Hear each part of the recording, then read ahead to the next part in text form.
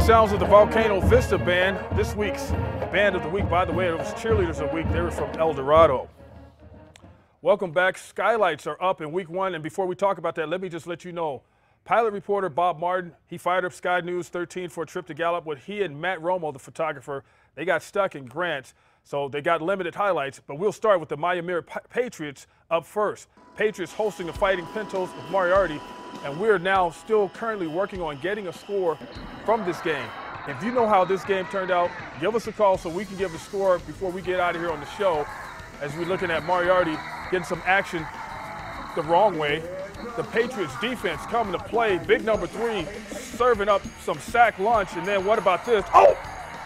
Miss snap on the punt, and the squib kick. Is this gonna work out?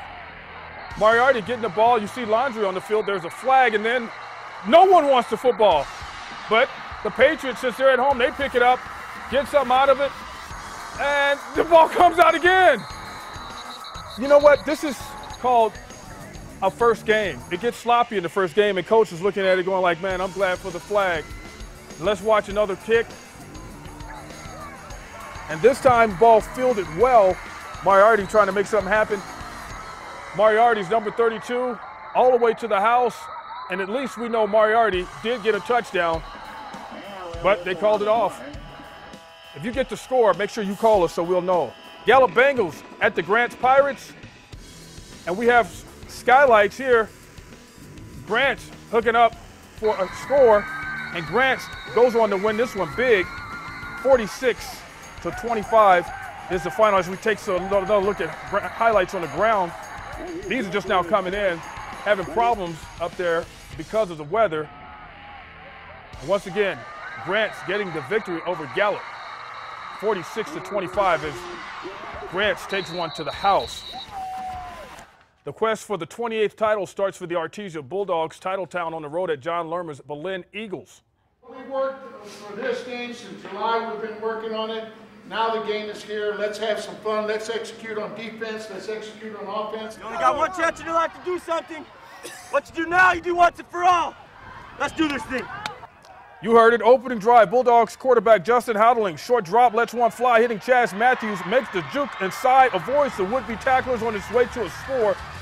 And just like that, Bulldogs are on the board, 6-0. They come out from Titletown. Yes, sir. Pack the house. Eagles trying to answer. Quarterback Thomas Wisniewski drops back, scrambles, and gets taken out of bounds. Drive would stall. Then, still in the first quarter, Bulldogs inside the 10. Howdling looking deep, but checks the ball down to Darius Ramirez, running over the Eagles defender, in for the score. 2-point conversion was good. Made it 14-0. Bulldogs go on to win in a shutout.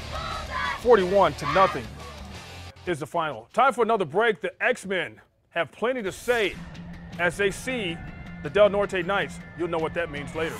And is it the bite of the tigers or the sting of the scorpion that has lost Lunas? We'll return to the V when we come back. First, our player of the week.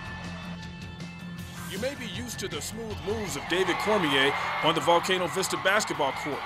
Out for basketball and playing receiver, the 6'2" junior is just as solid on the gridiron. Cormier was no match for the secondary of the Sandia High Matadors in the opening game of the high school football season. He had himself a night with 5 receptions, 123 yards, and a pair of touchdowns.